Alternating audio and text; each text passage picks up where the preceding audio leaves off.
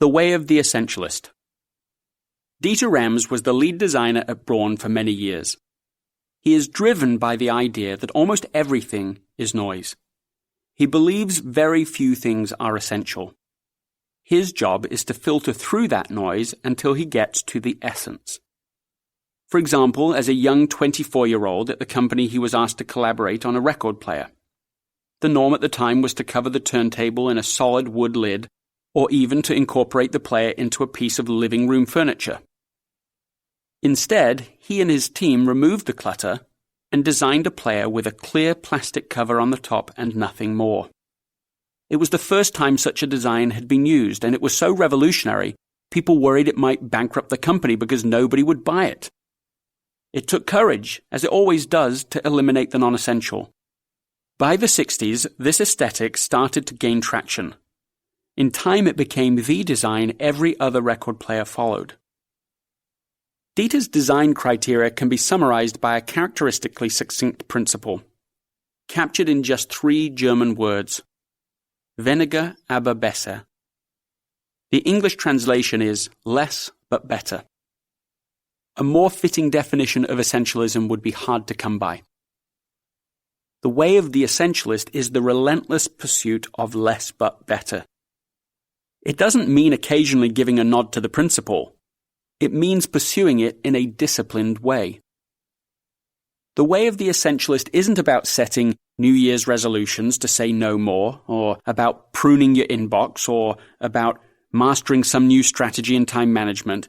It is about pausing constantly to ask, am I investing in the right activities? There are far more activities and opportunities in the world than we have time and resources to invest in. And although many of them may be good or even very good, the fact is that most are trivial and few are vital. The way of the essentialist involves learning to tell the difference, learning to filter through all those options and selecting only those that are truly essential. Essentialism is not about how to get more things done, it's about how to get the right things done. It doesn't mean just doing less for the sake of less either. It is about making the wisest possible investment of your time and energy in order to operate at our highest point of contribution by doing only what is essential. The way of the essentialist rejects the idea that we can fit it all in.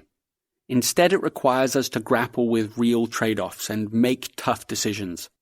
In many cases, we can learn to make one-time decisions that make 1,000 future decisions, so we don't exhaust ourselves asking the same questions again and again. The way of the essentialist means living by design, not by default. Instead of making choices reactively, the essentialist deliberately distinguishes the vital few from the trivial many, eliminates the non-essentials, and then removes obstacles so the essential things have clear, smooth passage. In other words, essentialism is a disciplined, systematic approach for determining where our highest point of contribution lies, then making execution of those things almost effortless. The way of the essentialist is the path to being in control of our own choices. It is a path to new levels of success and meaning. It is the path on which we enjoy the journey, not just the destination.